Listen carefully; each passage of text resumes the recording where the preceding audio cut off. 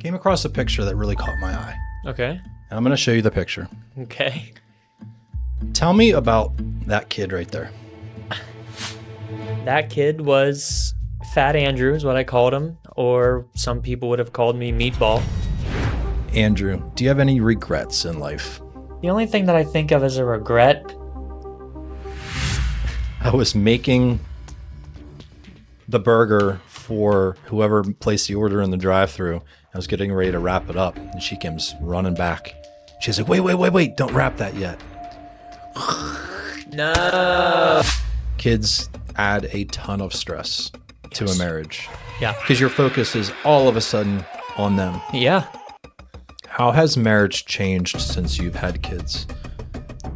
Definitely a little bit more strained. Do you ever feel like you are selfish? To a fault. I was in the front seat with my mom, and I just remember asking her, I said, do you think God's real?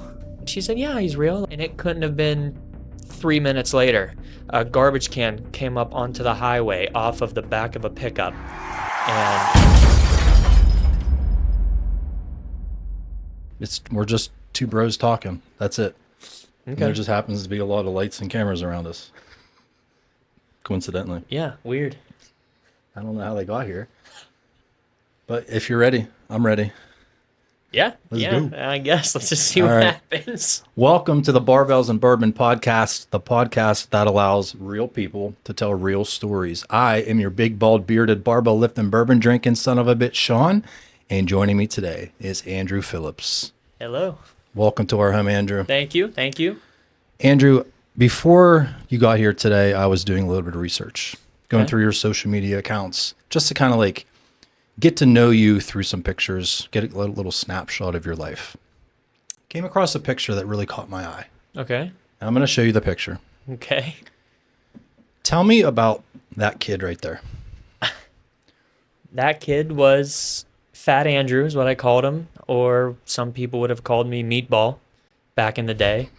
I was just one of those overweight kids, and yeah, that's such an old picture. It's so long ago. So it's 2009. Yeah, they were actually my senior photos. So yeah, it was probably like 2008, So high school senior 2009. pictures. Yep. What was life like for that Andrew? I was overweight for a majority of middle school, high school. So it wasn't a life that I was ready to become a part of. And it was definitely something that I didn't really notice it until as the years kept going on. Like you become it, like that self-awareness. You start realizing like, oh, maybe I am a little overweight. Oh, maybe I should be doing something. Maybe I should be trying to lose weight. So it was a lot of frustration, a lot of being annoyed, a lot of why am I fat, hating that I was fat, not really realizing that it was basically my choice on where I was and how I got to be where I was. Yeah. I don't know. I was never overweight as a kid. I was skinny, actually. Skinny kid. I was running around. We played around, did everything that normal kids do growing up. And I think what happened is I had more or less of like a traumatic experience growing up. I was in a car accident on the highway. And at the time, I didn't think that it had bothered me. And then I started noticing that I was having like separation issues from like my mom. And I was worried of like dying. And like, it was like my first realizations of death and things like that. And I was like 10 years old, maybe 11. When the accident happened? Yeah, I might even have been a little bit younger now that I'm thinking about it. 8 or 9. Is that the pictures of the red car I saw? No, Okay. that was my first car. That was my gotcha. first vehicle. Okay. It was weird. I actually have like a whole story about it, and I think that's why I think it's a big part of like where I am today type of situation. So long story short, I lived in the South, in South Fayette. It's in the South Hills area.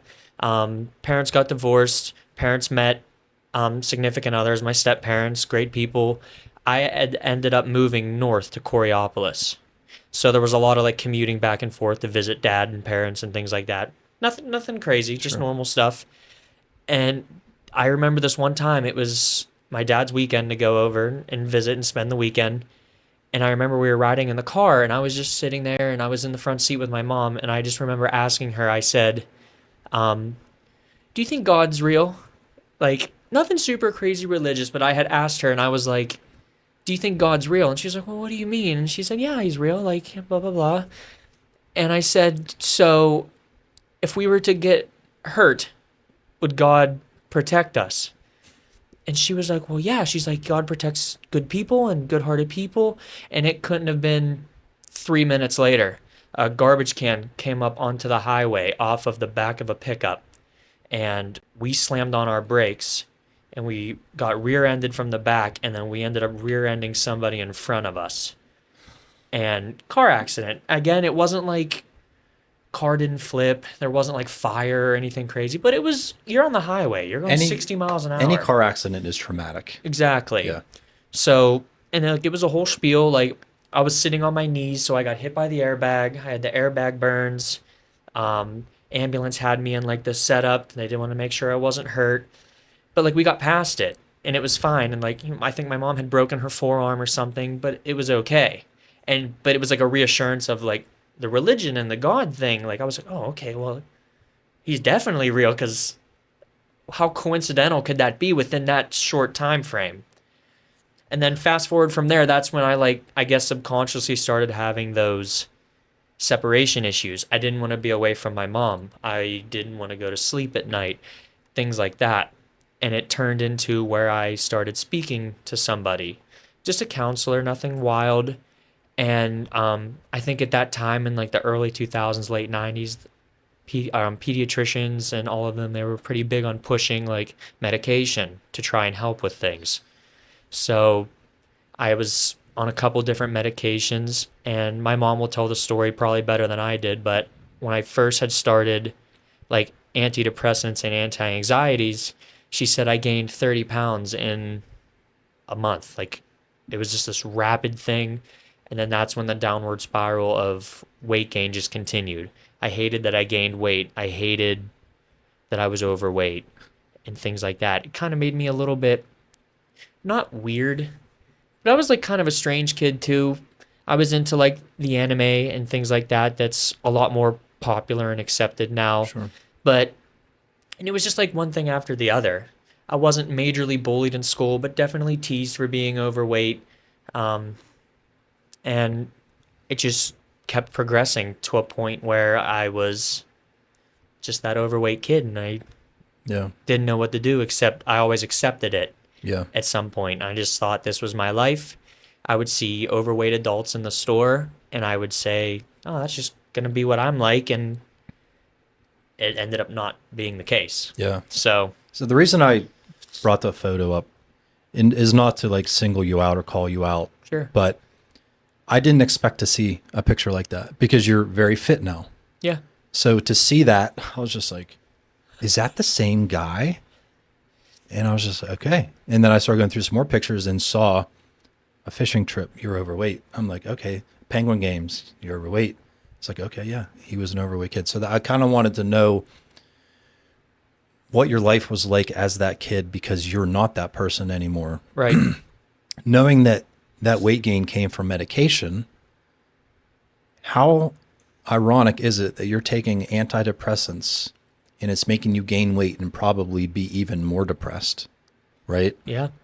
So when did you finally stop the meds and said, like, this is enough? So if memory serves me, it was weird. Like, when you take medication, I really think it like jogs your brain around a little bit, not to a severe point, but there's like a point of like my youth where I'm kind of like not too sure of the time frame. But I know for a fact that I was off of medication before high school. I was off of medication before like even 7th grade. So I don't think I was on it for very long. A few years back then, it felt like I was on it forever. Yeah. But I remember one of my drivers originally, like I wanted to lose weight, so I thought I had to get off of the medication. And again, still not like aware of food and how it works with the body and things like that. But I remember I had weaned myself off, and I was off of medication for, like I said, all of high school, rest of middle school. Yeah.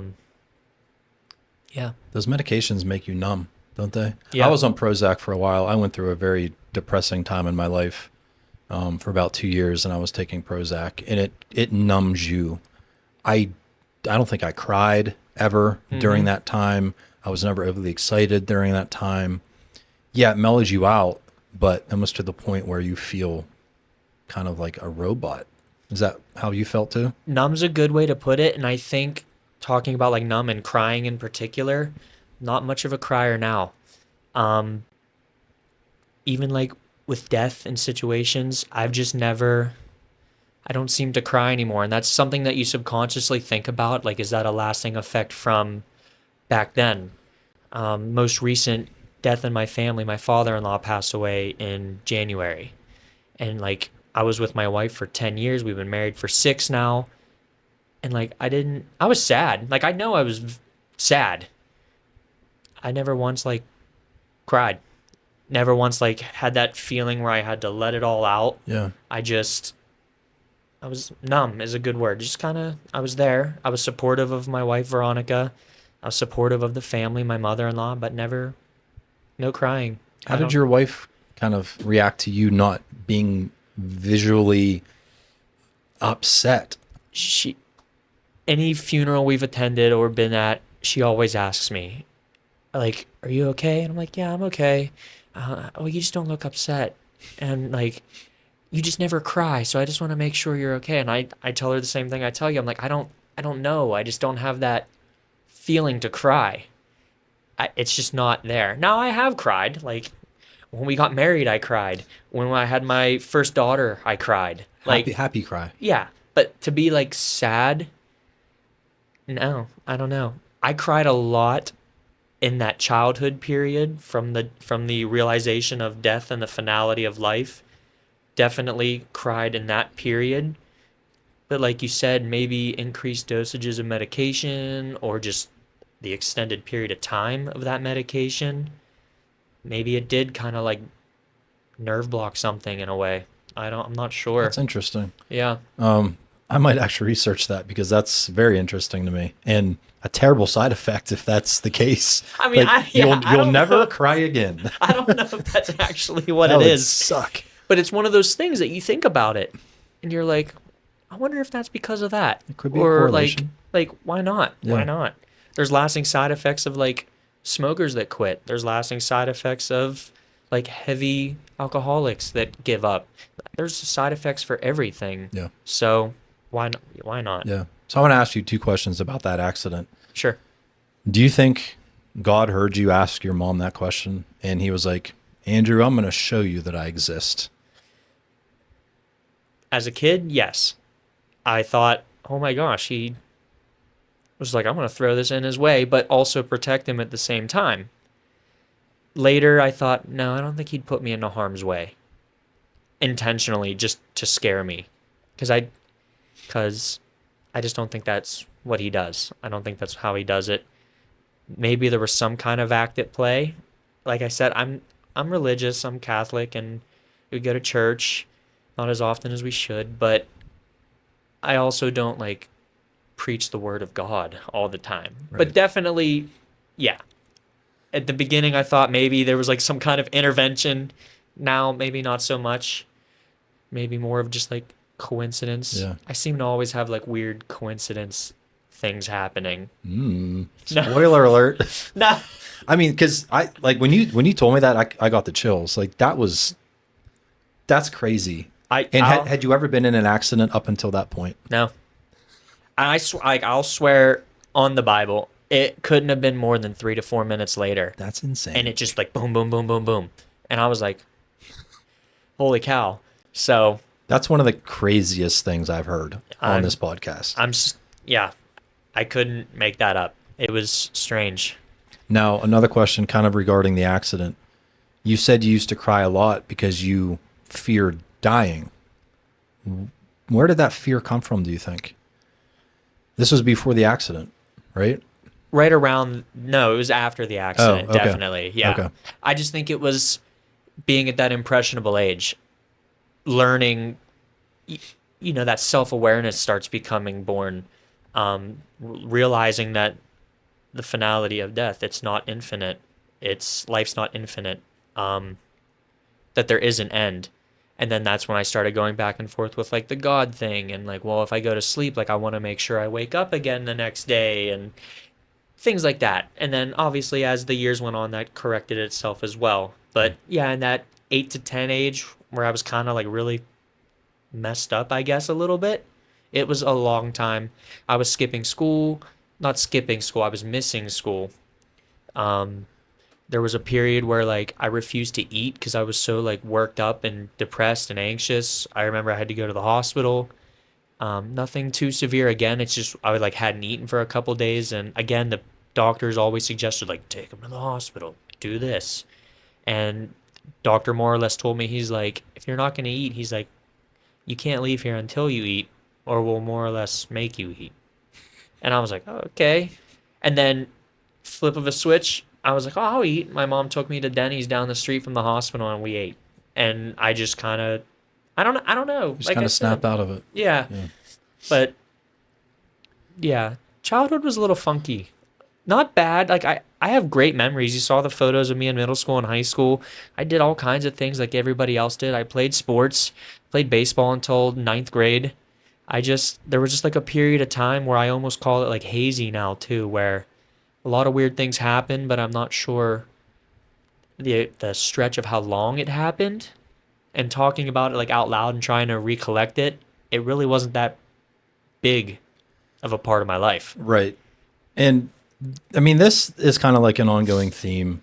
And a lot of the guests that I have on here say, Sean, I'm not very interesting. I never had anything major happen in my life. No major traumas, no crazy dramatic stories. But, and I think you sort of said the same thing to me when we talked, prior to today. You said, I don't have anything super interesting, but hearing these things is really interesting to me. Good. And I'm sure it is to you too. But I mean, your life is normal to you because that was your life. Yeah. Right? You're not seeing that through somebody else's eyes. Like, that's all very interesting to me. So, yeah. I like that. Yeah. Now, Meatball. When did Meatball finally, make that change? Meatball, I know, happened in 6th grade. So I had told you that I lived in South Fayette where I grew up, moved to Coriopolis. I only stayed in Coriopolis until 5th grade. Moved back to South Fayette. So I went back to the same school with kids that I grew up with in elementary school for a period of time and was back with them. And like I said, I don't know if it was that transition of me being a new kid again and trying to fit in, and I was doing silly things. I just wasn't. The friend groups have been established essentially. And like I said, never bullied to a point where I was like shoved in lockers or anything, but definitely was shunned more or less for like we're not going to include you. We already have our group type of situation. Gotcha. And I remember this one kid, he just made a joke and called me a meatball. And then it was just one of those things that stuck. Like that's my nickname in the high school yearbook and all those situations. And again, it was funny on the surface, but it probably bothered me a little bit deeper than I might have realized at the time. I could understand again now in the future, hindsight, it probably bothered me a lot more than I realized. But yeah. Now, was that nickname, that bullying, do you think that was one of the catalysts for you to make that change, or did you do it on your own? The change for weight loss. Being healthier? I think it was a piece to my puzzle, definitely. I attribute a lot of my weight loss success to a couple different things. Maybe some of the names in school, being overweight through all that period of time, transitioning to college, culinary school, that new chapter feeling made it a little bit easier. When I had joined and started the culinary school, my grandmother had a stroke. And again, like another piece to that puzzle, I have like a vivid memory of doctor just explaining, health, diet wasn't good, things of that nature. And it was just another piece where I was like, I really need to get this in check. Like, I always say I'm so mad about being fat, and I'm making all these jokes about how stores don't make big enough clothes for me because I'm the fat kid. And one day it just flipped. Not having a girlfriend. I started the Monday after Valentine's Day. All my high school friends that I did have and my college friends, they all had little girlfriends and we all had friends, and I was just the fat kid hanging Third on. wheel, fifth wheel, whatever. Yeah. And it was just another one of those weird things where I was just like, you know what? Like, I'm just going to do it. I'm tired of not having a girlfriend. My grandmother was sick. I was fat in school. Like, I don't want to be like that my whole life. And then the journey started from there. Yeah. And it's been going on ever since then. Nonstop. To this day. Yeah. And I do want to talk about your coaching training business. Yeah. We have a shaker cup here that you gifted me for, you call your training business Phillips Fitness. Phillips Fitness. Yep. Phillips Fitness. My name's Andrew, but Phillips is my last name. Anytime I get like a client inquiry, they're always calling me Philip. And I'm like, it's Andrew. I said, I get it. But yeah, Phillips Fitness. It didn't even start out like that too. My weight loss journey was also trial and error. I mean, of all places where I lost weight, it was in culinary school. I was in school learning how to cook and to feed people. And I was a typical crash dieter. Egg whites, chicken with lettuce, no dressing, things like that, to a point where I actually had gotten lightheaded and fell out of the chair at lunch. Wow. And again, one of those coincidental weird situations. I was at my lowest point of trying to lose weight that I wasn't sure what to do. My next semester, I was in a nutrition course. So just like, again, like another, like how... It's like, here, take this route. Yeah. And it's just like, well, this is your next course is 9 weeks of nutrition. So then I learned about eating a little bit better and proper nutrition, and you need a little bit of all the different foods and things like that. I lost 60 pounds on my own just doing standard jogging around a baseball field, push-ups, sit-ups, jumping jacks, things of that nature. Just being active. Yeah, I was just moving, being very mindful about what I was eating, how much I was eating. Very strict for an entire year. I didn't veer off the plan. I had a small list of things that I was giving up no matter what. Sodas, fast foods of any kind. I haven't even stepped foot in a McDonald's since I was 18 years old. I've might have had a pop here and there, maybe like a ginger ale sickness type of situation, but I could count on one hand in the last 20 or 15, 16 years. So you literally changed your lifestyle. Yeah. From the age of, 19, 20-ish? Yep. Yeah, I graduated high school, I was 17, so that fall we went into culinary school, so I had just turned 18 in June that following summer. So, yeah. I was tired of it. And like I said, there was just little changes.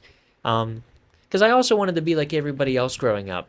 I'm going to be like blunt, but the fat kid always wants to be like his skinny friends.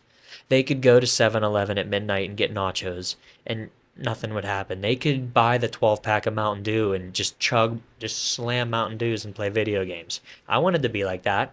Like, why couldn't I, Did you resent them?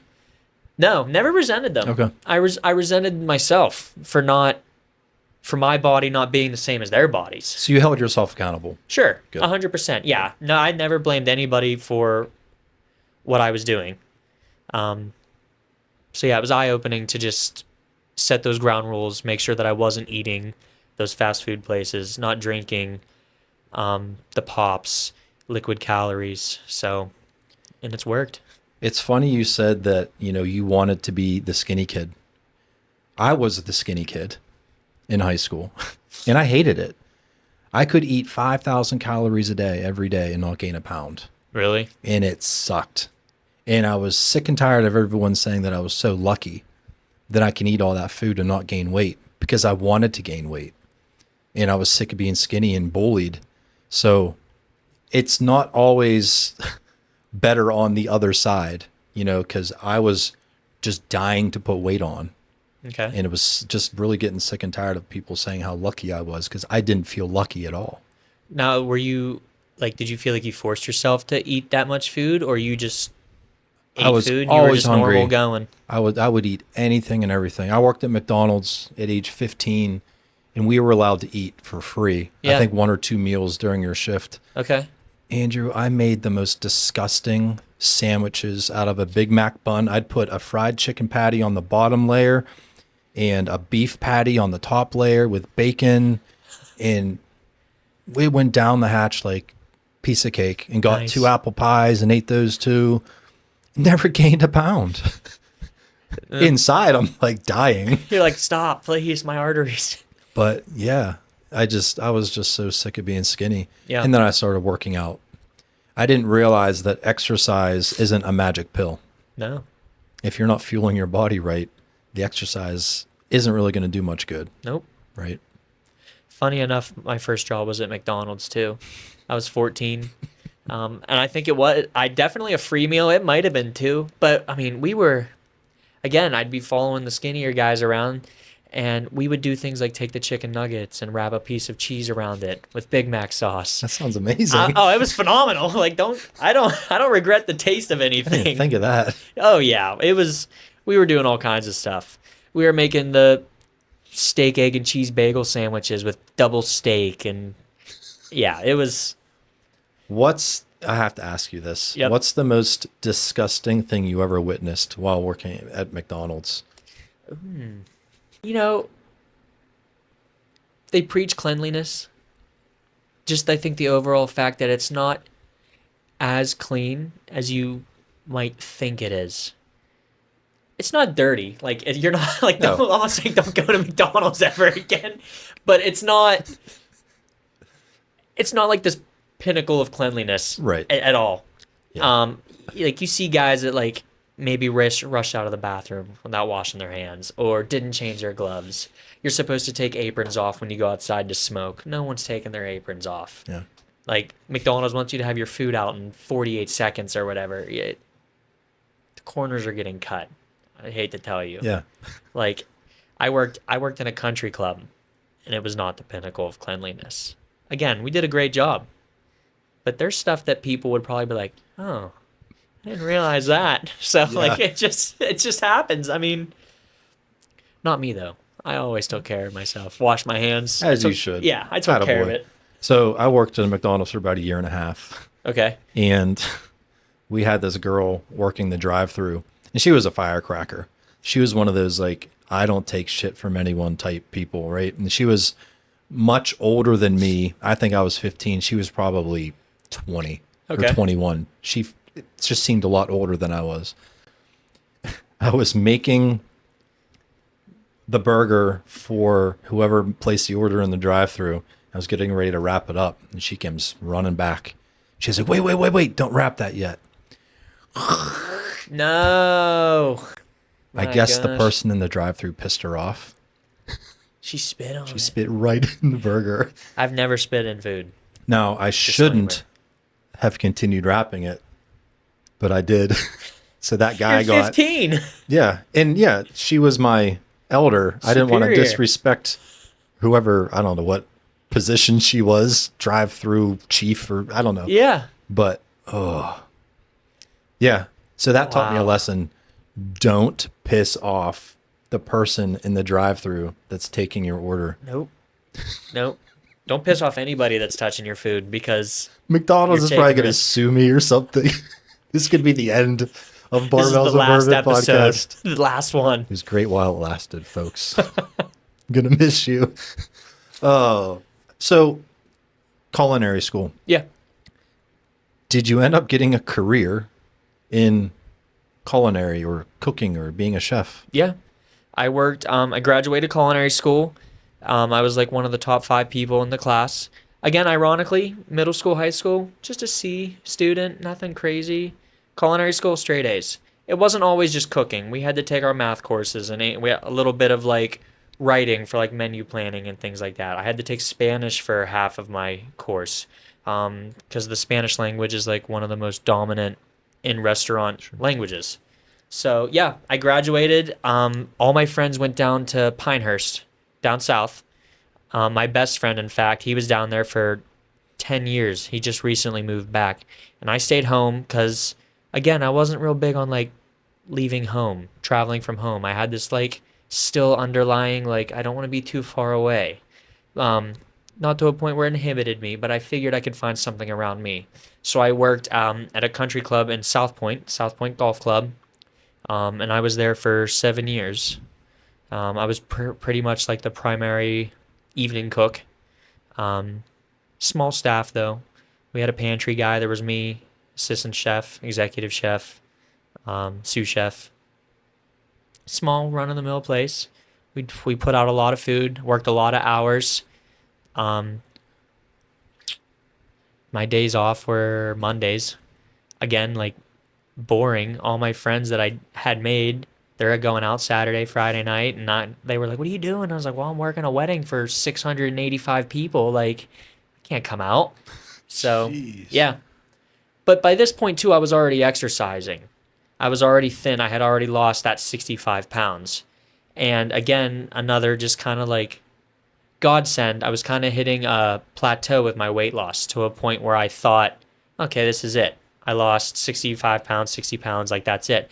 And my assistant executive chef at the time, his name's Matt Neal, he told me one day, he was just like, well, you should come to the gym with me and see what that's like.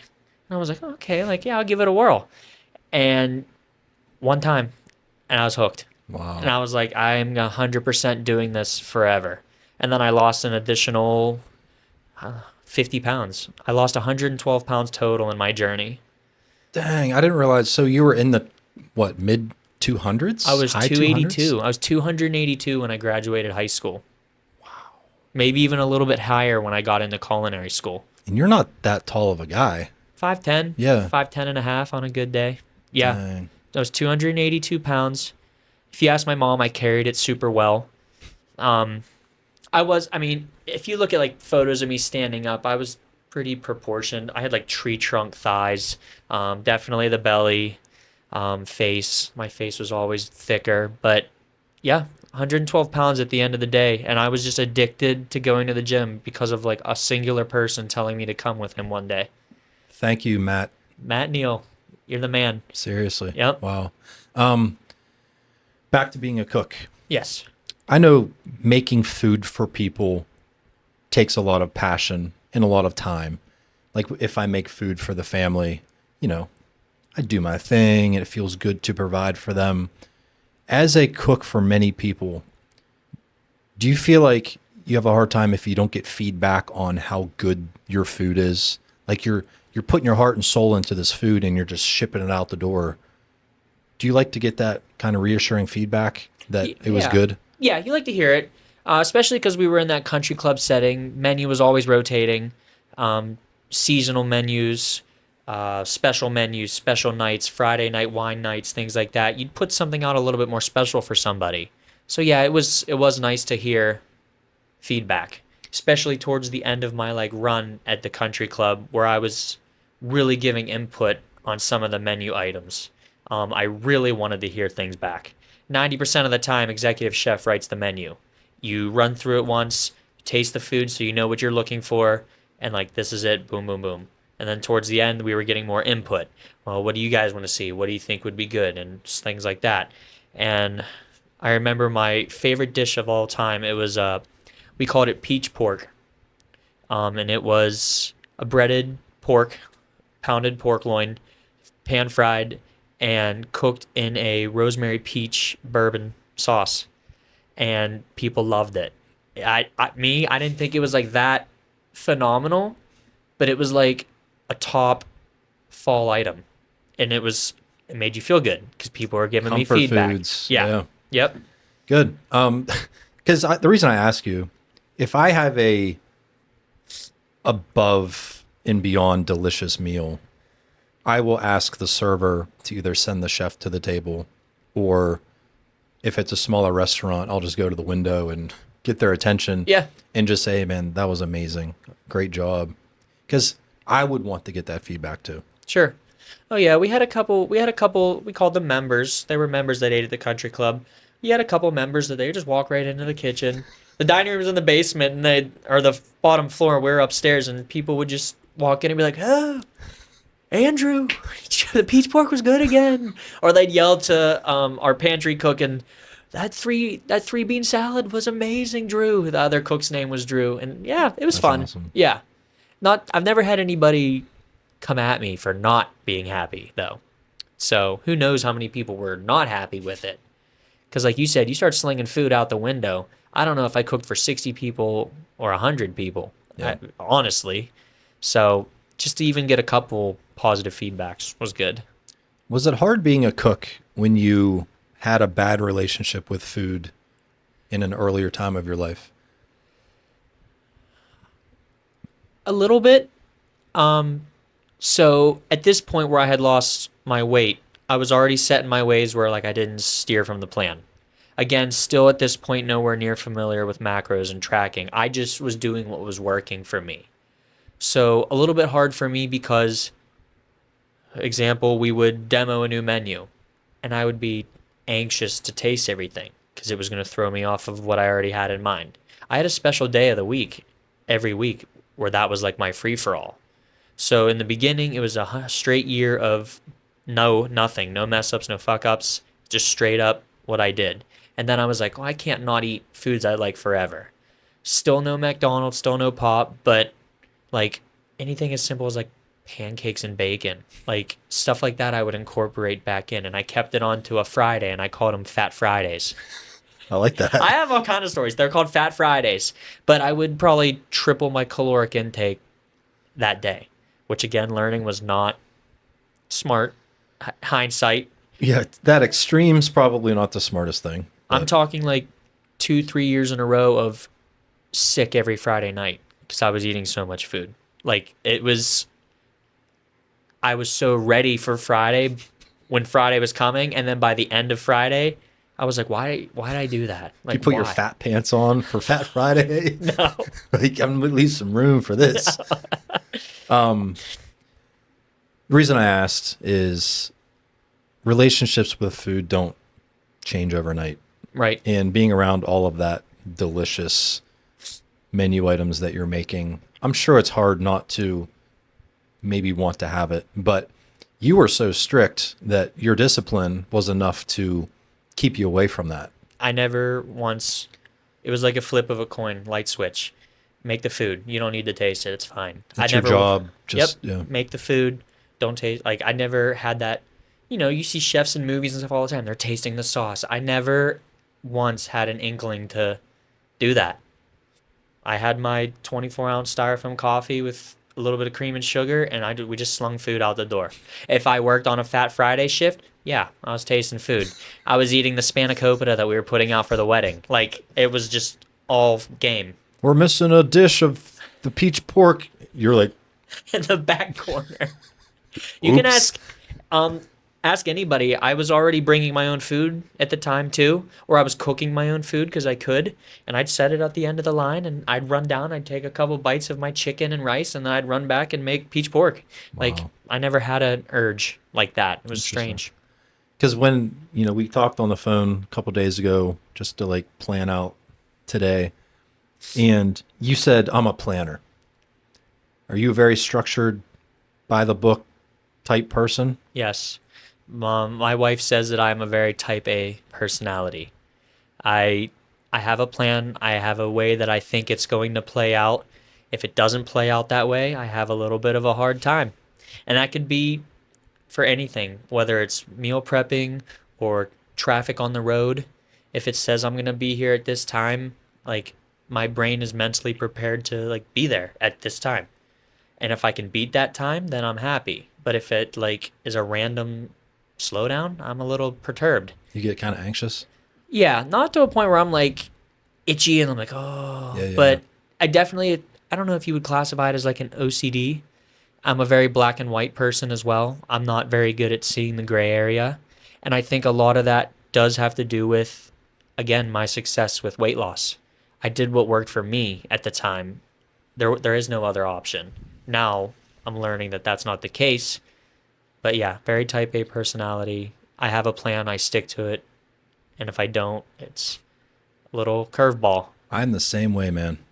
For real. Like you explaining this is like That's making me. me, yeah, I feel seen. I'm the same way. I like to be able to anticipate things, plan for things, schedule things. Things have to be on time.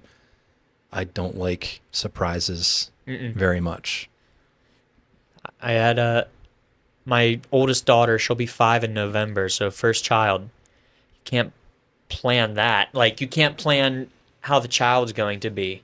But I like tried my damned to like do it. I okay, I'm gonna meal prep on Tuesdays because I have her from work and she's gonna nap for this hour and a half that I got my meal prep time. Again, if she didn't nap, I was like flustered. I'd still try and meal prep, but it wasn't in my process. And then kids especially are teaching me like nothing ever goes according to plan. You put a kid to sleep at night and usually it's all good to go. One night they're throwing up everywhere. And you're like, oh, okay, well, I guess I'm not getting my 8 hours of sleep. Stuff like that. Even something as little as I expect that I'm going to sleep all night will throw me off my game a little bit if it doesn't happen to be the case. Interesting. Yeah. Back to your business real quick. Sure. So you coach people on how to eat properly and how to exercise correctly. Since you're so by the book with yourself, do you translate that into your clients? Do they have to follow everything perfectly for you to view it as being successful? No. No, I've definitely, like I said, especially with doing my own thing with personal training, I'm definitely learning about clients giving themselves grace for if they have a little bit of a surplus day or if they don't maybe hit those goals in a day. And I'm trying to relate that to myself, but I still hold myself, I don't want to say high standard because I'm not better than anybody else, but again, very hard on myself if I don't hit the numbers that I know I need to hit and things of that nature. But if a client messages me and they're like, well, I couldn't get to my protein today. Yeah, by no means am I like, you need to go back downstairs and eat that last 19 grams of protein. Like, it's a learning experience for them as well. And they're going to learn what works for them as well, just like it worked for me. And sometimes I kind of hope that I teach others a little bit better than I had learned myself, if that makes sense. Yeah. I know that, one coach isn't for everyone. Sure. The client has to find the coach that's going to work the best for them. Mm-hmm. Some people want to be told exactly what to do. And if they fuck up, they want to be called out on it. Yeah. Some people need that discipline and that tough love. Others, that's going to just turn them off and they're going to end up quitting. Yeah. Right. I have learned over the 3.5 years I've been doing my thing that you need to be able to work with everyone and kind of fit into what they need you for to a point. Sure. You can't let them control what you're doing. Otherwise, why are they having you help them? Right. If you're just going to roll over and say, oh yeah, do what you want, whatever makes you comfortable. Yeah. You have to tighten the reins a little bit. A little bit. You got to be a little tough. Funny enough, too, that's why I got a bodybuilding coach. I had decided that I was going to compete. I had actually competed once before, and it was not the greatest prepping experience. But then I had actually sought the help of an actual professional bodybuilding coach, going in with the mindset of black and white. Okay, this guy's going to tell me how much chicken to eat, how much rice to eat, and blah, blah, blah. And then that's where I was introduced to like flexible dieting and the macros. And that's when I really started implementing that with clients as well. So your bodybuilding prep was macro based? Yeah, the whole time, all macro based. Did that work for you? Yes. Okay. At the time, because I was again learning that I could have my cake and eat it too. You just got to make it fit, and that actually helped me more on a just like a feeling good inside myself page, because for so many years I just thought it was this or nothing. And when my coach was like, yeah, you can go out and have Chinese, like account for it. Be mindful of how much you're eating. You don't have to eat the whole plate. Be mindful. you don't need to get the egg roll if you're going to have the worst menu item, the General Tso's chicken. Like, be smart about it. And then that's when it opened that new door for me about the flexible dieting and the macros. So, Yeah, I'm the meal plan coach. okay. I don't want my client to have to do a lot of work. Sure. I'm going to tell them what they can eat, multiple options of the different macro sources, exactly how much, try to give them a time window of when they should try to eat that meal, just so they're not trying to eat 2 meals after 8 p.m. Right. Like, try to give them space in between. It's not for everybody. No. I understand that. Actually, I had a client leave because, they wanted to try something different, and they found a macro-based coach, and they couldn't be happier with that. Yeah. Great. But And same thing with me. I went into the mindset of like, I just couldn't wait for somebody to tell me what to do. And I had already signed up. I think it was like 3 months in the beginning. I paid for 3 months and up front. And the coach was just like, listen, he's like, just give it a shot. Like, give it a whirl. And again, it's just one of those weird coincidences where something I thought I was going to be stuck on my whole life, and then a different door opened up. And I don't think I'll ever go back from macro planning personally. And like you said, it's not for everybody. Some people like the structure. I really thought I was going to like it. And I'm actually a lot happier that I found the macro based. how'd you do in your competitions? First competition was I took third out of 3 people. So, I mean, yeah, but I was trying to think. And this is physique. Men's physique, yeah. So I wore the board shorts. I don't know. Do you know Ginger Kuchba? How far back with Zach and Pat do you go?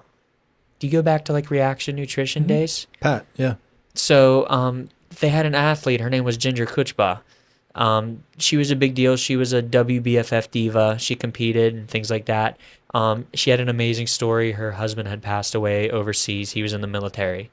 Long story short, minorly acquainted with her because of Reaction Nutrition and Pat and Zach and all of them. And I reached out to her and asked her to help me. And she was like, oh yeah, like I'll give it a whirl. I've never coached anybody. And again, I was just really thinking like, I want to try and get on stage. She was charging me like super cheap. I was like, I can afford this. Let's give it a whirl. And again, novice, didn't know what I was doing. So I was just following her order. We weren't cutting or anything yet. She basically told me bluntly, just enjoy life right now. We'll tighten up as we go. Well, then it turned into cutting season and I started cutting. Are you familiar with Dennis Jackson? Mm-hmm. Okay. So she was friends with Dennis Jackson. And Who doesn't know Denny? He's the man. I like Denny. He's a little bit of a goofball, but I liked him at the same time, you know? Interesting fella. Yes. But at this time, Ginger was working in Robinson at a hormone clinic. And he was also there. And she told me to come in one day. And she was like, oh yeah, I'm working, just come in. And I was like, whatever, I'll come into you. And I remember he pulled me aside and he was like, Andrew, he's like, when's your show? And I said, oh, it's like 9, I think it was like 9 weeks out or something. He was like, I hate to tell you this, but you're like way off the mark. And like, he was like, and he was being respectful for sure. Like, he was like, I love Ginger. He's like, but she's never really prepped somebody before. She was like, here's my number. He's like, I'll kind of throw you on track a little bit while we're cruising in the show day. So like I said, my first show was a mess in terms of prep. I mean, he had me doing 3 hours of cardio just to try and catch back up to how far behind I was. I ended up losing like 22 pounds just with him. And then I would check in with Ginger and she'd be like, you look great, you're doing so good. And I was just like, well, thanks. And just a little bit of a whirlwind. And it was a little bit rough. My wife was pregnant with our first child. But I did it because I wanted to get on stage. That was my next, I want to see if I can do this. Looking back again, I thought I looked great. Now, I'm not as happy with the physique, but the way it was rushed and the way it happened, like it is what it is. Yeah. My second show was, I'm trying to think what my second show was. I competed in 2019, right before my daughter was born. She was born COVID, so then I competed in 2021. I did the Dave Lieberman in Ohio, Natural Ohio, with Bear Aesthetics, and that's who my coach was with.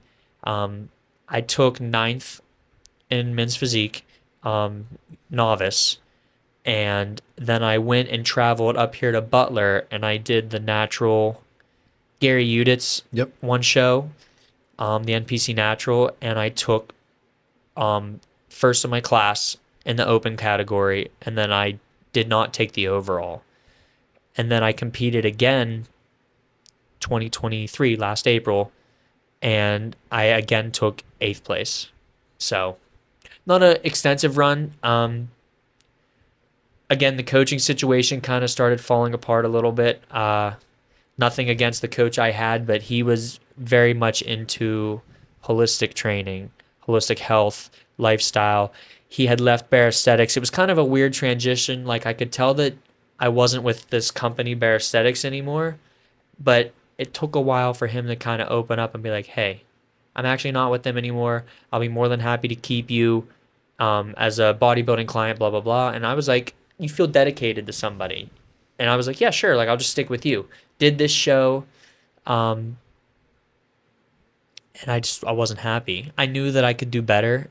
And I could tell by this time I was learning, and I could tell that my protocol was very similar to the previous show.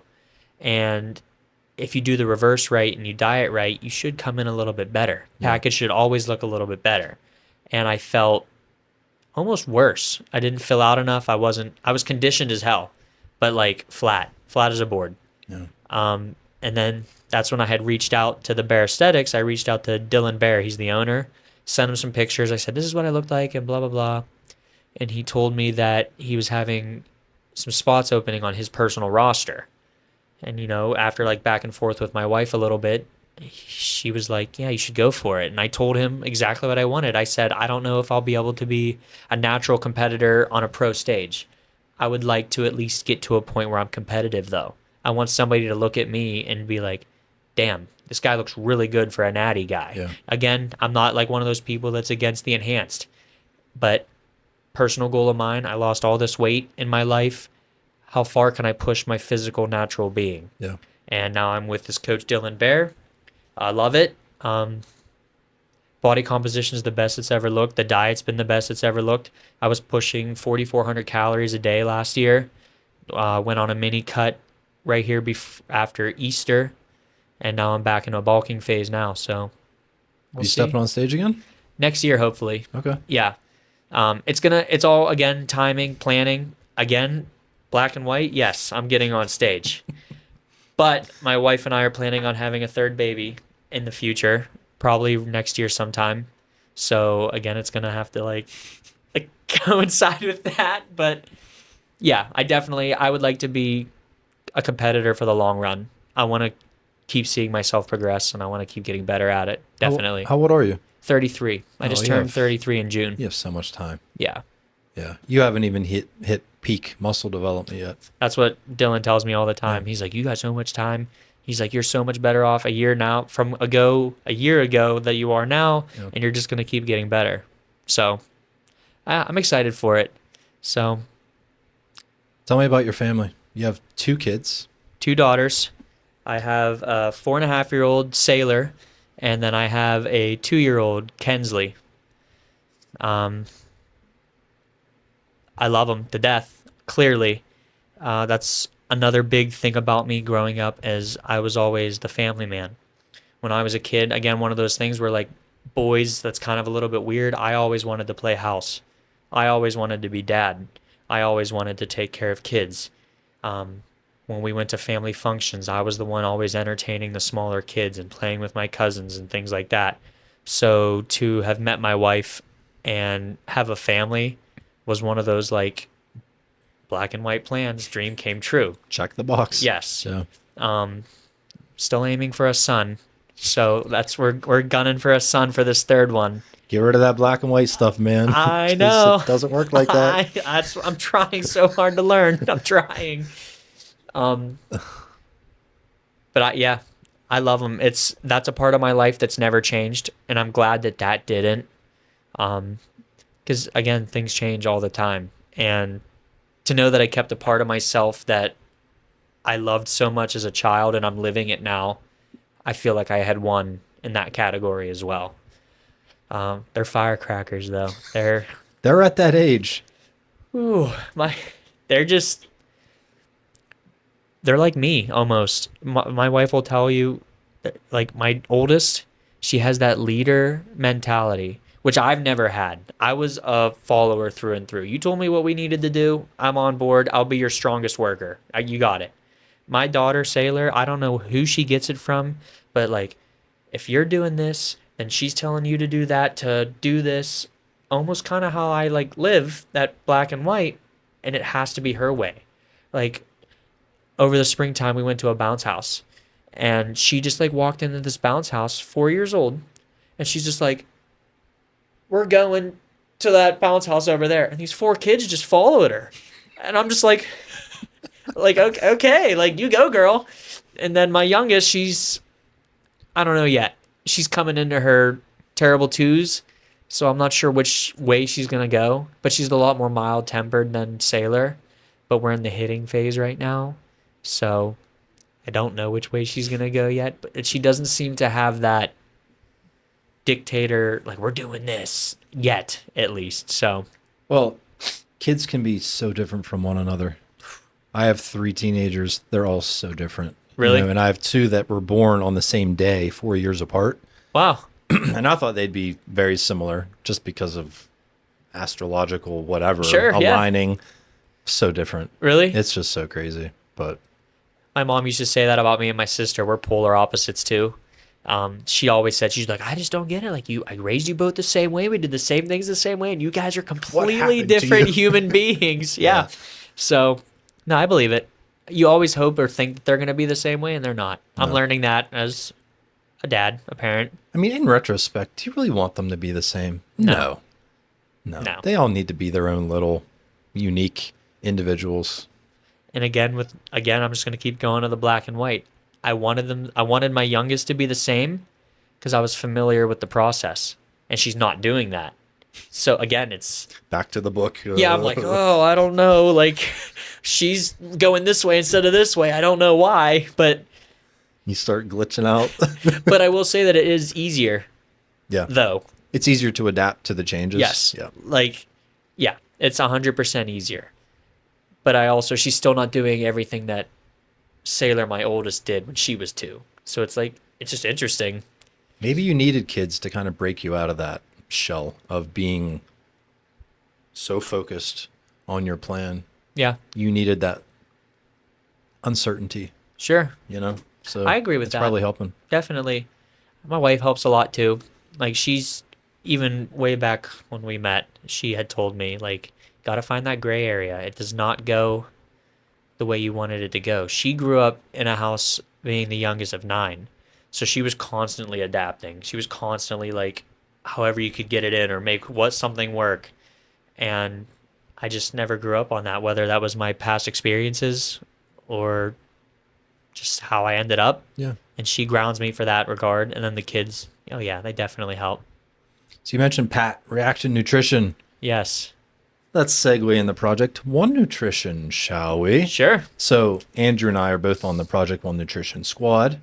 I'm going to link your discount code because you're my guest. Oh, thank and you. You deserve it. So his discount code is right here. Can I interest you in some supplements? I'm not giving you the test booster. No. No, we're not doing that. I'm not giving you pre-workout because I'm not going to have you start itching and twitching.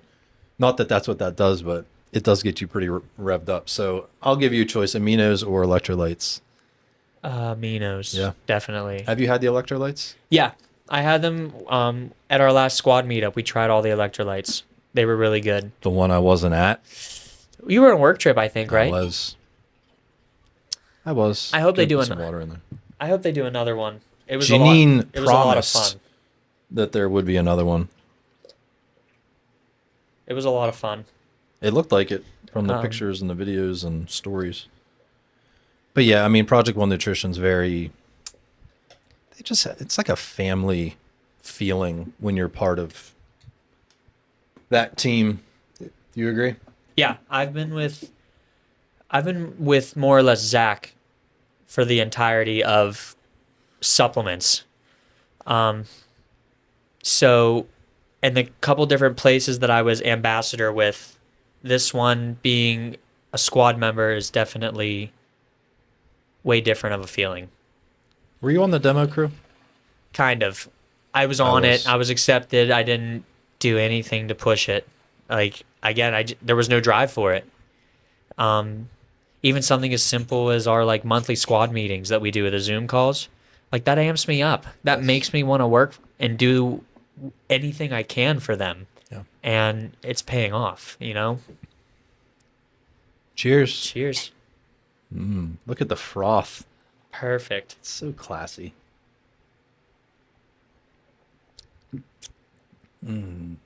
So, Andrew, you said that you chose not to drink alcohol on the podcast. Totally fine. Sure. It's not a requirement. So that's why I have those supplements for those who don't want to drink. Back to your wife. How did you meet your wife? At the country club. So I was already getting fed up with the country club. Not because the country club sucked. I just want, again, a turning point where I really wasn't like that excited about it anymore. I was working long hours. It was kind of getting monotonous. And then again, just as like how fate happens, it was just one of those summers where I was going to quit. I was going to find something else to do. I was looking at other restaurants, and then she got a summer job there as a banquet server. And she was on her summer break from freshman in college. She played soccer at West Liberty University. So she was there for the summer, and I met her, and she'll laugh, and it's like the corniest pickup line, or however you want to say it. Dead of summer. Kitchens, they get hot, well over 100 degrees. And I walked over, like totally normal. You had to go around the bend to where the ice machine and water and everything was. So I walked around the corner, and she was standing there doing whatever with the other banquet servers and the coffee pot. And I just was like, it's freaking hot in here. I think I said freaking too. I was like, it's freaking hot in here. And then all she said was, sorry, I'll leave. And I was just like, Whoa. like there was no intention. Like, yeah, I had noticed her already at this point. She had already worked there for a week or so. But it was just like so quick. And I was like, didn't even know you were standing there. And I was like, I got to talk to this Veronica girl more. Like, what's going on with this? She's feisty. Yeah. I was like, okay. So, and that's how that started. I stayed there a little bit longer than I had originally intended, because I liked working with her. I got to see her all the time. Again, I had a reason to stay there, and it was more fun. I was doing things for her. We had something called staff meal. Fed the staff during the day, twice, 2 shifts. If she was working that night, everyone picked on me because I made everything that she liked to eat. And they'd be like, oh, Veronica's working tonight. There's freaking fresh cantaloupe cut on the counter, and there's pizza again in the hot box. And I was just like, oh, shut up. Like, guys, stop it. Yeah, but it was true. Like, I like to take care of people, and seeing somebody that appreciated what I was doing for them, like I'll do that to the day I die. And Veronica was also kind of a blessing because, again, a little bit, I don't think I'm a weird person, but I have a little bit of a just like goofy, strange personality. And I remember like majority of the staff like told Veronica like, oh no, he's weird. Like, leave him alone. Stay away from him. Just goofy. I have a very flirty personality. Again, I was into anime, so I was probably saying silly things, referencing like Family Guy, just all that stuff. And she like still gave me a chance, and she allowed me to take her out. And it was just one of those like weird, if you want to call it a fairy tale setup, it just happened. And she gave me a chance, and I was just appreciative of that. And like one thing led to another. Yeah. We were getting real close. We were getting serious. I remember my mom asking me like, who's this Veronica girl after a few months? She was like, do you think you're going to be with her for a while? And I said, I think I am. Like, I really like her a lot. And my mom told me, she's like, I can tell you really like her. And she was just hitting like check marks for me that I didn't really know I wanted, but I did want. Again, when she watches this, she's going to hate me. Food. Okay. At this point, Andrew was still doing Fat Fridays. I like to eat. Even though I was trying to get in shape and be healthy, I still enjoyed food. And she clearly liked pizza. Yes, loved pizza. Um, she came over for dinner one day. It was either the first or the second time she had met my mom and stepdad. And we had, I want to say it was like hamburgers and hot dogs. And this girl just like toe to toe, like plate for plate, was crushing food with me. And I loved it. Like, I loved every part of it. She was a lady about it, like, not like some wild animal, but she wasn't scared. You know how like the She was being herself. yes, the cliche like, oh, I'm just gonna get a salad.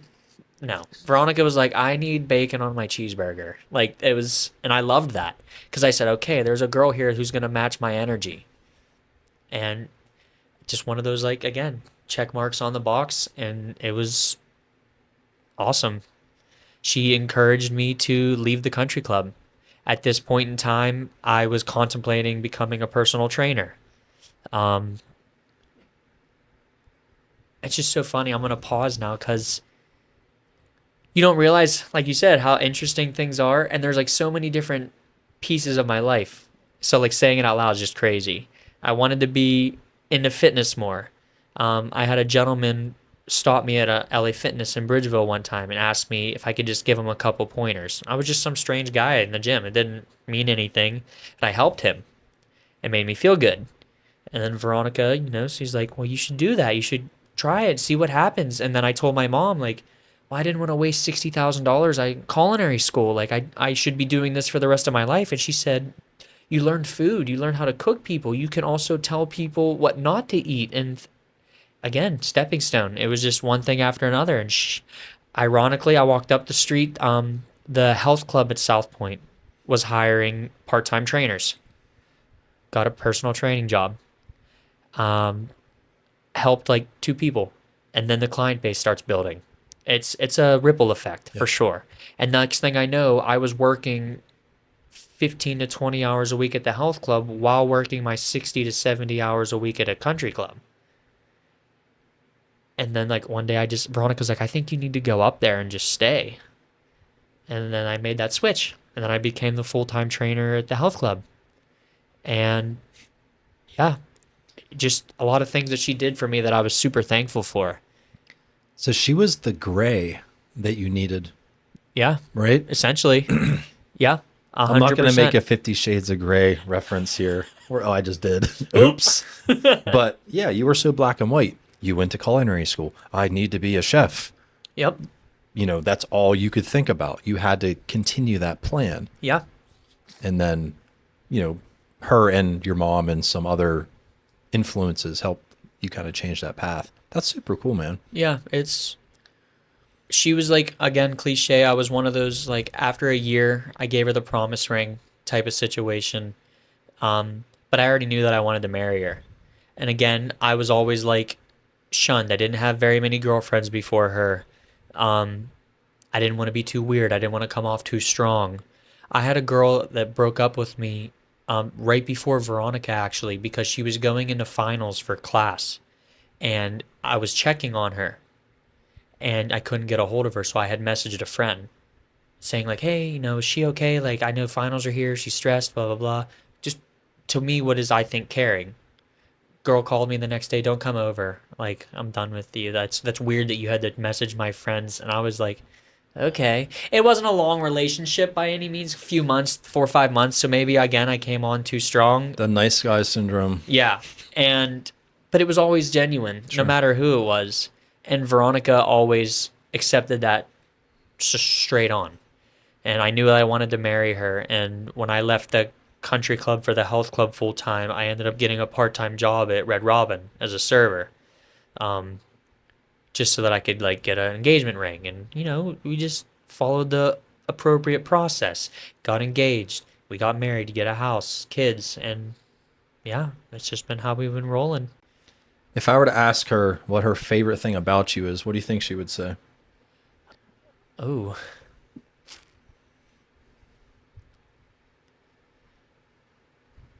I would like to think that she would say that her favorite thing about me is how much I care about other people. I can be black and white, and I can be blunt, and it can come off as rude to certain situations, but she knows how much I do things to make sure that other people are okay and where they need to be. I've always been like that. Like, I always feel like I have to take care of people. When we have parties, I'm always the last one to sit down, making sure everything's together, making sure everyone's taken care of. And I like to think that she thinks that that's like one of her favorite qualities about me. Comment below. Let's hear it. Let's hear it from your words. Tell us. But I mean, you just said earlier that you were like this since you were a kid. You know, you were that father figure. You were playing house. You were the one who was always taking care of, you know, the kids at the parties. You were entertaining them. I don't know why. I just loved it. I just thought it was so fun. And even prior to like car accident Andrew, like I always wanted to have kids. My mom will tell you I always talked about getting married. I always talked about having a family. I don't know. It's just something that was hardwired into me. I can't explain that one. I want to talk about kids after marriage. And one of my previous guests, we kind of touched on this a little bit. Zach, I'll card Zach's episode. Keep watching this one though. Zach and his wife continue to live their, I don't want to say their single life with a family now, but they make sure that they really spend time with each other. They still go out with friends. They still have late nights. They're going on vacations without the kids. They're still taking care of their relationship. How has marriage changed since you've had kids? Definitely a little bit more strained. Not, again, nowhere near to the serious extent of it's horrible. But again, here's where me and Veronica will clash sometimes. I'm black and white. I'll do whatever I need to do to make sure that the kids are taken care of. Meals are prepped. I'm at the gym. I will do what I need to do and I'll cut out the excess. Where Veronica still wants that gray area, that the frequent date nights, the going out, staying up a little bit later maybe than usual, which I'm okay with and I'm all for it. But if it gets nitty gritty, like I just hit the check marks and that's it. I'm always, again, that's just how I'm like that. And then that's where we clash a little bit. But life's changed a little bit. We don't get to go out as much as we used to, but we still make it a point to go out, even if it's just once a month. You have to. Yeah, They we've say learned that. date your spouse. You need to. Right. Kids add a ton of stress to a marriage. Yeah. Because your focus is all of a sudden on them. You know, it was just the two of you for so long, and now it's just like, nope. Now you're focused on these little ones that you have to keep alive. Yeah. Right?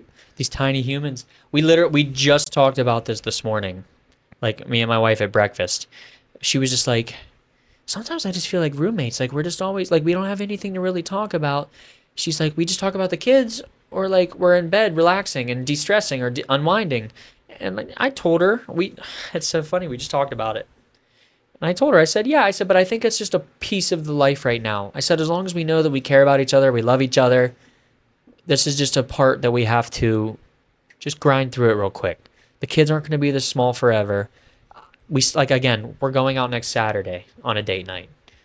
We're still having them, but the private talks and the one-on-one talks have decreased a little bit. Life's goals, like the conversations of life's goals, have decreased a little bit because you're lasered on the kids.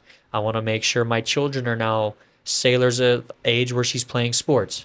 So we're like getting ready to get her into that. Veronica was a huge athlete. She wants our kids to be in sports. So the focus shifts a little bit. And then where I'm trying to practice that gray area is hit my marks, but be present for everybody else. It's hard. Challenging. Do you ever feel like you are selfish? To a fault. Do you? A little bit. Again, I always try to be mindful of my decisions. The gym, for example, even when we got married, I told Veronica, I said, the gym's like a non-negotiable for me. I attributed a lot of that to my weight loss story. That is something that makes me happy. I'll never miss the gym, but I will sacrifice sleep, for example, to make sure that I'm still present for the kids. So selfish to a point, but I'm still aware of how I'm approaching it. And the gym is just like one of the biggest things that I can really think about. I won't miss it. Christmas morning a couple years ago, Christmas was on a day where I had a gym session. And again, whether that's the bodybuilder in me, the black and white in me, can't miss the session. I woke up at 2 o'clock in the morning, got my lift in so that I could be home before Sailor woke up for Santa. So That's extreme. So selfish to a point where I'm going, but selfless enough to be like, I'm not going to ruin my daughter's Christmas morning. Like, Right. Absolutely not. Thanksgiving time, if we travel to a family, I'm getting up. I will get up at the ass crack of dawn to make sure my lift is in.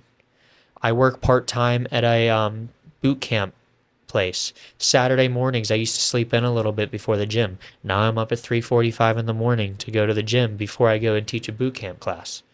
So selfish for myself, but still making sure I'm not impeding on anybody. And I wasn't saying that you are selfish. No, Based yeah. upon this last hour and 15 minutes, I'm not like, oh, this guy is so selfish. Oh my, I'm like, we're never going to be friends.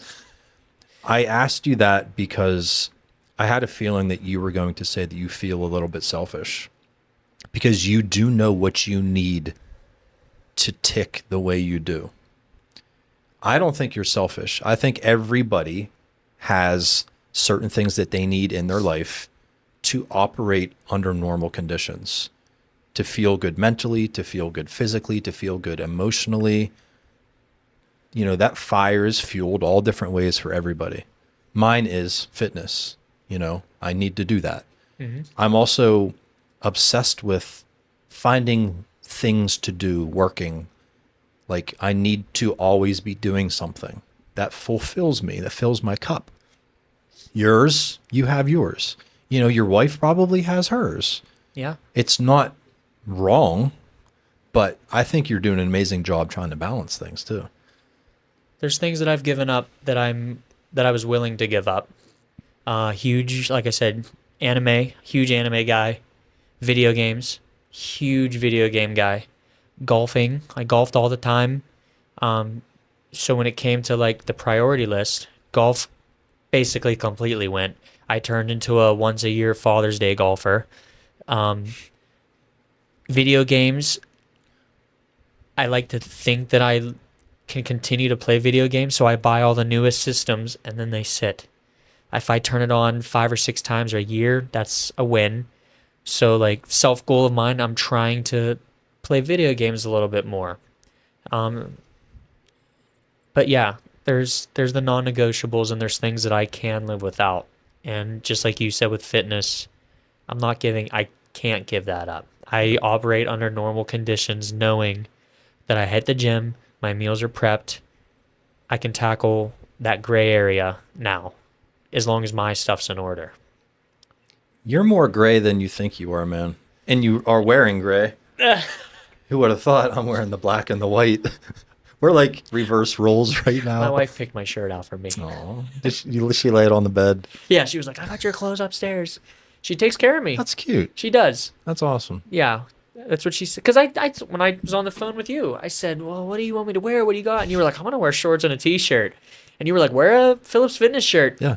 And Veronica's like, I picked out one, and I picked out one of your ones that has one of the better sayings on the back. And I said, okay, cool. So That's awesome. And I did tell you to wear one of your shirts because this is for you. This isn't for me.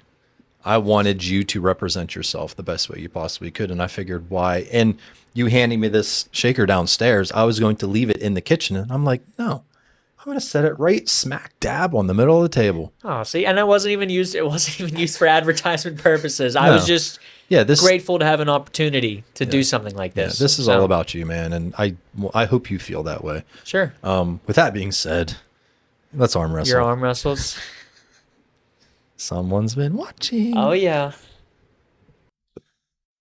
Here, bring it this way. That way? Yeah. Because I'm going to ask you a question, and we need to hear what you're going to say. Okay. Got some big guns on you, man. This could be a good look. This is No just for way. entertainment. This is just for entertainment. I'm Seriously, not slamming you. You're not going to slam me. Did you see the episode with Zach? No. He beat me. Did he? I'm not as, I always tell people, it's all looks. I'm not an aggressive guy. He is very unassuming. Really? Yep. If he walked in here, you would be like, nah, Sean's going to crush him. He freaking crushed me. Really? His technique, he's strong too, was like, he did all the right mechanics. Oh, no. Yeah. He dropped the shoulder and tucked the elbow and changed the direction of, I didn't know what was happening. But it was insane. No, I'm going to be like, my tendonitis is flaring up right now. I think I hear my phone ringing. I got to go. Go. You start when you're ready. I'm going to ask you a question. Okay. Go ahead. Andrew, do you have any regrets in life? The only thing that I think of as a regret, All right, that's good. the only thing I think of as a regret would be, I wish I would have been thin the whole time. I don't know. I'm thankful for what I've learned, but I always wonder what life would have been like if I was always thin. And like entered into fitness from maybe a better starting point, per se. I'm going to flip this around on you. Do you think you ever would have got into fitness if you were never fat? I think so, because I was still athletic. I played football for a season. I played baseball, like I said, all the way through 9th grade. Wanting to be active was definitely a part of it. Bodybuilding, maybe not. I definitely fell into that as like a stepping stone of losing weight. But fitness in general, going to the gym a little bit regularly, yeah, I think I would have been there still. Knowing what I know now and how I feel now about. So does your regret come from you wish you'd see where your body was today? Yeah, I guess that's a good way to put it. Like I said earlier, I lost 112 pounds, and with that weight loss comes extra skin. I'm very fortunate. Like, I don't have extra skin on my arms or my legs per se. I got a little bit like on the glute area. Stomach was where it really was. I actually had a skin removal surgery just a couple years ago. Again, purely just on myself. It was never extreme enough. It wasn't like I was obese, but not morbid where I had skin hanging.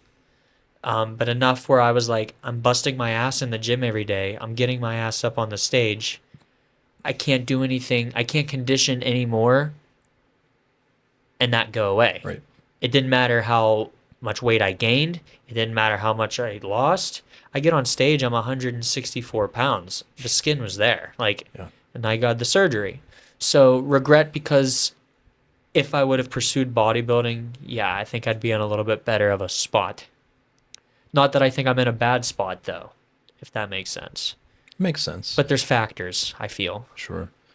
Do you think that excess skin hurts your placing in a show? They say it doesn't. There's ways to tape the skin and hide the skin a little bit better. They say they look at, the overall symmetry and the conditioning.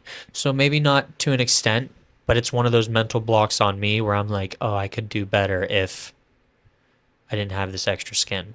And again, it's not that much. Like, yeah, if anybody saw me at the beach, like, you wouldn't be like, oh, that guy. You would probably never know that I lost 112 pounds, 100%.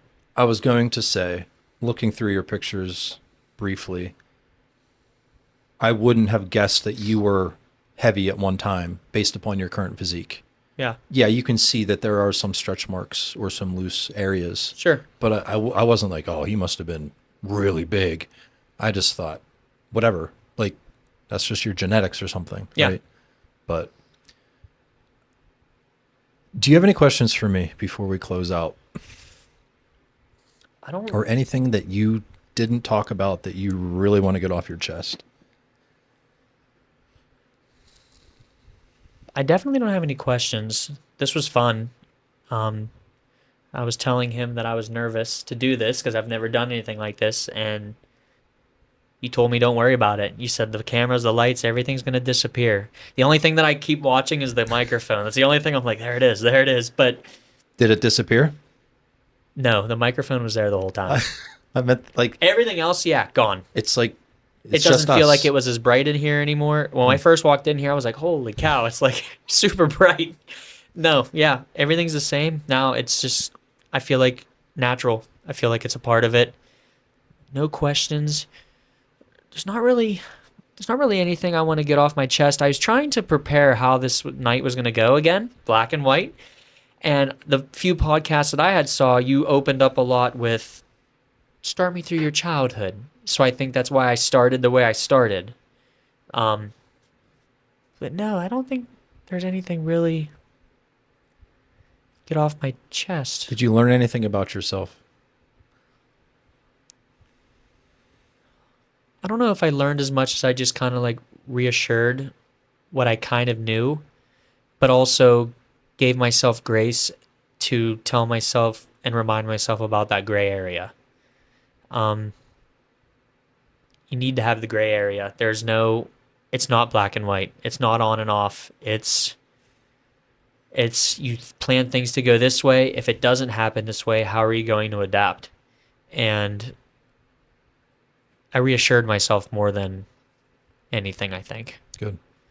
I don't want to use this cliche term, but they say control the controllables, Yeah, 100%. right? Yeah. In retrospect, there's very little in this world that we can control. You feel like you can, though. Very little. Yeah. We all wish we could control more, I think, but we're just a grain of sand in this big thing that's moving around us. You know what I mean? Yeah. Yeah. So, well, I appreciate you coming. Sure. I learned a lot about you. I learned that I think you give yourself more grace than you thought you did. I think you need to be less hard on yourself with certain things. Sure. Work on that. Continuous improvement, right? I'm learning every day about myself. You're probably learning about yourself every day too. Yeah. Keep dating your spouse. I like that You're one. welcome, Veronica. Thanks, Sean. All right, man. Thanks again for coming. Yeah, I appreciate it. Yep. Don't forget to watch one of these episodes, and Andrew will tell you, just subscribe. Yep. It's free. You have nothing to lose. Yep. And They're I will fun. see you on the next episode of Barbells and Bourbon. Peace. Good stuff. Man. Done. Done. Simple as that. That was fun.